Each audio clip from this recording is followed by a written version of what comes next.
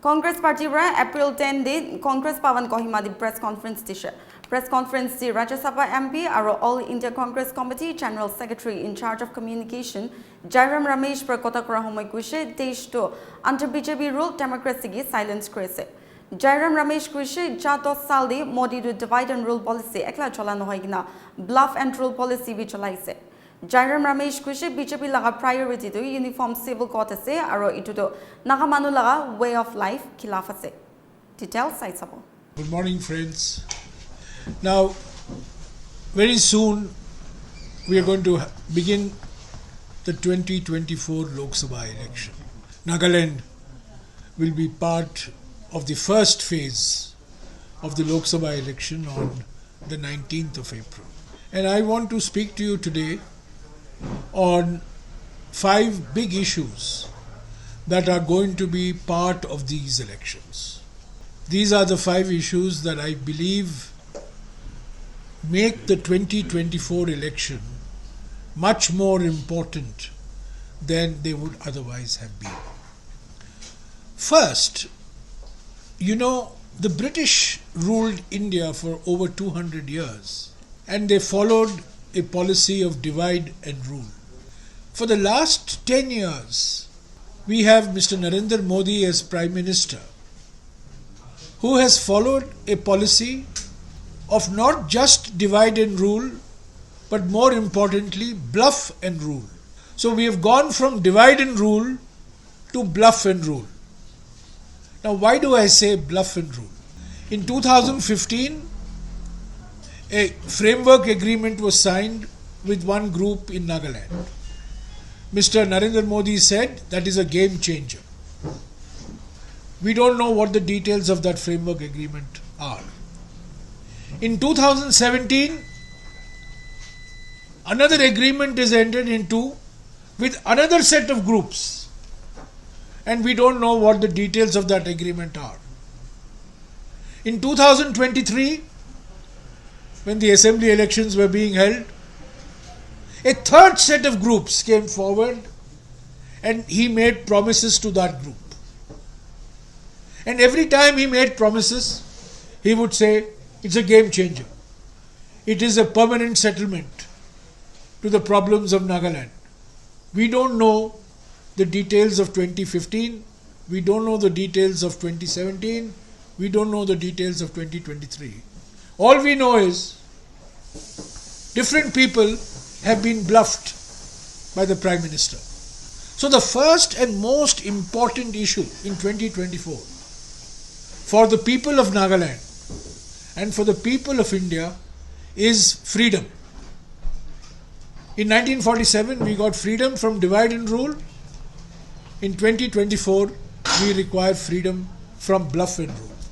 The entire BJP RSS agenda, ideological agenda, one nation, one election. One nation, one tax. One nation, one party. One nation, one leader. One nation, one religion. One nation, one language. One nation, one food. So the BJP RSS agenda is to destroy religious diversity of India, linguistic diversity of India, ethnic diversity of India, regional diversity of India, food and dress diversity of India. And what happened in Manipur 11 months ago was a trailer, was the beginning. For 11 months, Manipur has been burning. People have been targeted because of their religion. Places of worship have been burnt because they belong to a particular religion. Prime Minister has not spoken a word. Prime Minister has not come to Manipur. He has not met the Chief Minister of Manipur, not met MP, MLA, political parties, because the agenda, what they started to do in Manipur, they will do in Nagaland, Assam, Arunachal Pradesh, Meghalaya, Tripura, Mizoram, all parts of the Northeast, to destroy the diversity of the Northeast. So the second issue is the protection of diversity of India, religious diversity, ethnic, linguistic, regional diversity, which is under threat because of the BJP, RSS, one nation, one religion, one nation, one language, one nation, one party, one nation, one leader policy. That is very important, which I want to repeat, which I said yesterday. In 1963, Nagaland became a full-fledged state of India. And Article 371A was introduced in the Constitution of India. This is the Constitution of India. In Article 371A, it says, no act of Parliament in respect of religious or social practices of the Nagas. 2. Naga customary law and procedure. 3. Administration of civil and criminal justice involving decisions according to Naga customary law. And most importantly, number 4, ownership and transfer of land and its resources. I repeat, ownership of land and its resources shall apply to the state of Nagaland unless the Legislative Assembly of Nagaland by a resolution so decides. Now, Modi government removed Article 370, which provided special provisions for Jammu and Kashmir. 371A provides special provisions for Nagaland. 371B for Assam. 371C for Manipur. 371F for Sikkim. 371G for Mizoram. And 371H for Arunachal Pradesh. But today I am concerned only with 371A for Nagaland. So a government that has removed 370 will remove 371A. Ownership of land and resources will go from the Nagaland Assembly to Parliament of India, which goes against Article 371A. We have to protect 371A, particularly ownership of land and its resources. Naga customary law, Naga practice, Naga religion, Naga way of life, which is under threat. So this is the third point. Fourth point I want to say is that across the country, the biggest issue is unemployment. The highest unemployment rate we have seen in India in the last 45 years, particularly youth unemployment. The more educated you are, the greater is the chance that you are unemployed. And one unemployed educated youth commits suicide every 2 hours. This has never happened before. So the Congress party has introduced the 5 Justices program: youth justice, women justice, farmer justice, worker justice, and social justice for weaker sections of society. Most important, we have to have jobs and more jobs for educated youth. Jobs in government, jobs in the private sector, jobs in manufacturing, jobs in services. But the Prime Minister will not talk about this issue. He will talk about other emotional issues, talk about religion, but he will not talk about the most important issue that exists today in India facing the youth of our country, namely record unemployment. And final issue that I want to speak about today, and this has great importance in Nagaland. Democracy means having an opposition. Here, everybody has joined NDPP, and the only party that is fighting the NDPP, which is masterminded by the BJP, is the Congress party. Democracy means strengthening of judiciary. Democracy means strengthening of the media. Democracy means strengthening of civil society. Democracy does not mean silencing the voice of the people. And this is what is happening in state after state, including Nagaland. This Constitution of India guarantees freedom of speech.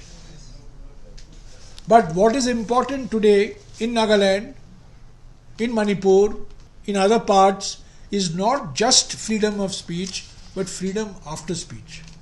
You're free to speak. But what happens to you after you speak? You'll be put in jail. There'll be a case against you. National Security Act will be imposed on you. So my friends, it's not just freedom of speech. Democracy means freedom after speech. And that is under threat. So we need to save democracy. The 2024 election is a save democracy election. It is a save constitutional election, save constitution election. And that is why the Congress party has launched this 5 Justice 25 Guarantees program. We have launched our manifesto. We are fighting the election. We have a young PCC president, active PCC president, Supang Marik Jamir. Mr. Rahul Gandhi spent 2.5 days in Nagaland. 250 kilometers we travelled during the Bharat Jodo Nyaya Yatra. Mokokchung, Tuli, Wokha. We spent 2 days and 3 nights. 2024, the people of Nagaland will once again place their confidence at the national level in the Congress party and its allies, the India group, and in Nagaland also. Our candidate, Mr. Jamir, Supang Marik Jamir, will win with a convincing majority to send a signal to Mr. Modi and his allies that enough is enough. Indians want freedom from bluff and rule. Indians want freedom after speech. Indians want jobs. Indians want justice. Dr. Manmohan Singh spent hours talking to his colleagues, spent days, spent months talking to his colleagues about bringing peace and development and harmony back in Nagaland. We never had a Manipur type situation when Dr. Manmohan Singh was the Prime Minister. When the Prime Minister refused to go, was unable to go, was unwilling to go to a state of the Indian Union where people are killing each other in the name of religion, in the name of ethnicity, in the name of language, in the name of their way of life. In 2013, an agreement was being finalized, but there were elections to be held in 2014, and the Prime Minister said this is not the time for creating a new situation. Let the elections be over and then we will take this forward. Elections got over. We did not come back to power. Negotiations have to take place in an environment where there is equal respect, dignity and total transparency. But the principles of the negotiations I can tell you. First, it should be all inclusive. It should encompass all groups of Naga society. It should encompass all regions of Nagaland. It's a permanent solution. I think the desire for every person in Nagaland is for permanent peace. A permanent environment in which jobs are created, economic growth takes place, people's aspirations are fulfilled, religious practices are not under threat, Article 371A is not under threat. So I think what we are talking when we use the word final, it's a permanent solution. It's not that we have a solution and then 20 years later again something starts. It was Nehru who introduced Article 371A. It was Nehru's government when he was Prime Minister. Nagaland became a full-fledged state of the Indian Union. There were many people in Assam, in other parts of the northeast, who had a different point of view. But Nagaland was created as an independent state of the Indian Union in 1963, including talking about control over land, ownership of land and resources. Congress governments have been in power in Nagaland. Elections have been held in Nagaland. Governments have come, governments have gone. The current Chief Minister of Nagaland was Home Minister in a Congress regime. So the Congress party has been part of the political system of Nagaland for decades. The response of the BJP RSS is not tuned to responding to these concerns of youth, because their priority is one nation, one language, one nation, one religion, one nation, one food. They will decide what you will eat, what you will dress, how you will worship, where you will worship, what language you will speak. They will decide. So that goes against the Naga way of life. That agreement led to Nagaland becoming an independent, full-fledged state of India. Then Article 371A came onto the Constitution. From 1963 onwards, for about 25-30 years, there was relative peace and quiet and tranquility. But then again dissatisfaction came. See, why is dissatisfaction coming? Dissatisfaction is coming, in my view, one, because of lack of jobs, because of unemployment of youth, and number two, dissatisfaction is coming because people are worried that their religion is under threat, their culture is under threat, their language is under threat, way of life is under threat. So that is what we have to give confidence to people to. Most of the projects that have got completed in the last 10 years were projects that had been initiated in the previous 10 years. Kohima to Mokochung, there were no roads. There are highways, and these are approved road projects. There were no roads in many places. What is in the 10 years, the Kohima airport, is what has done with the Kohima airport. What has been done with the Dimapur railway station development. So there is, all these are bluffs, that's what Sir has already started in the press conference. There's a lot of bluffing which is happening. Whereas actual development, you look in the northeast and you look at the connectivity. If you are told you have to travel within the northeast, what is the connectivity which you claim? It will take 17 to 18 hours to travel to within the states, even after being in such proximity. So these are lies which is being told. As said, the continuity of projects, but tell us a few projects which they have initiated and completed within this last 10 years time. The Sikkim airport, which is there. There are no flights which are being landed there. You have an airport to show it as an airport, but there are no flights which are being landed there. So similarly, the development story is a bluff made to the people, because when you actually look into it, the actual developments are not taken place in many places. Do you have a hospital here? You have to go to Guwahati or you have to go to Delhi. Where is the development in the last 10 years time? Does it take more than 10 years to build a hospital?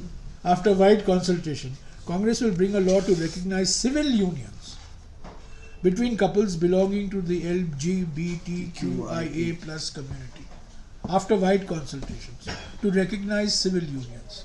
And this is actually a follow-up to what the Supreme Court has said. 377 order.